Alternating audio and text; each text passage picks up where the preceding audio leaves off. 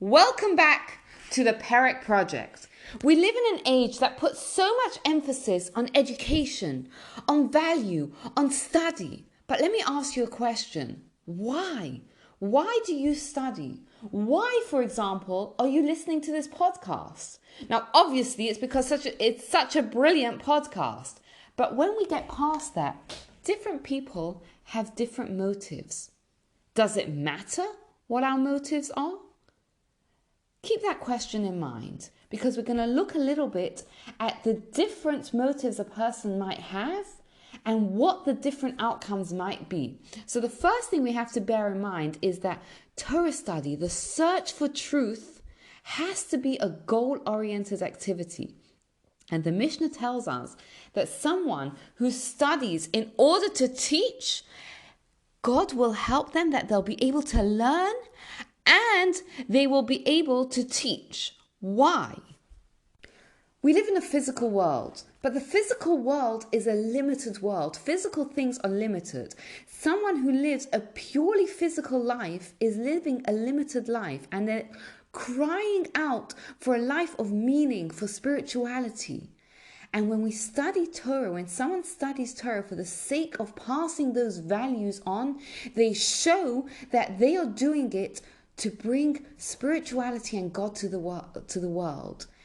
And God helps them do that.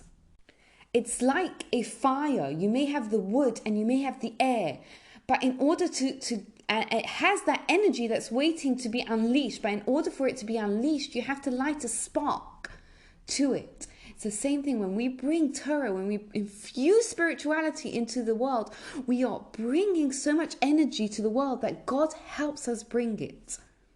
However, when someone's goal of Torah study is in order to bring those spiritual values into their life, to practice it, then God gives them the ability not just to learn and not just to teach, but also to put it into practice. Because really the goal of Torah study should be to encourage growth in ourselves, in our self-awareness, to improve our actions and to share that knowledge with others.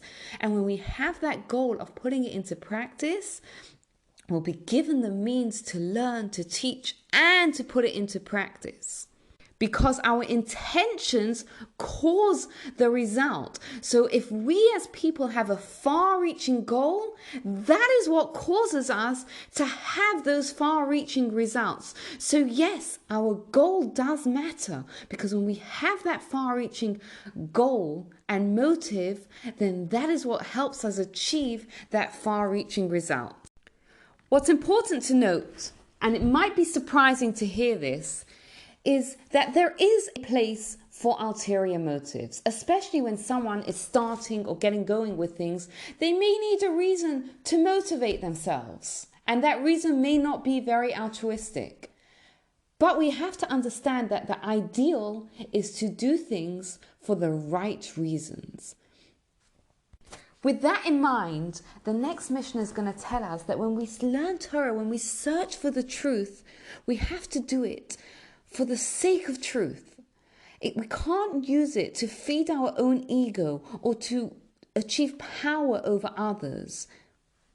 So much so that a Torah teacher is not allowed to exploit his knowledge to earn money from it. Now, obviously, we have to support our Torah teachers, because the survival of the Jewish people depends on having those teachers that can teach Torah and values to us and to our children.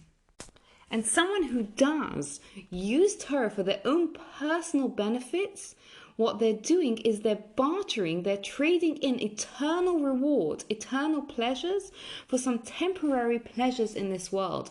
To tell you a crazy story of the high standards that Torah personalities hold themselves to, let me tell you the story of Tarfon, a rabbi that lived during the Talmud times. He was once accused of stealing, and the gardener saw him and he was about to drag him into the river and drown him. And what Rabbi Tarfon screamed, he said, woe is to Taraphon whom they want to kill, because the gardener didn't realize that it was Taraphon before that. And as soon as he heard them say that, he stopped and he realized that it was Rabbi Taraphon. And for the rest of his life, Rabbi Taraphon regretted that he had used his status as a Torah rabbi to save himself. That's the level that a Torah personality gets to and holds themselves to.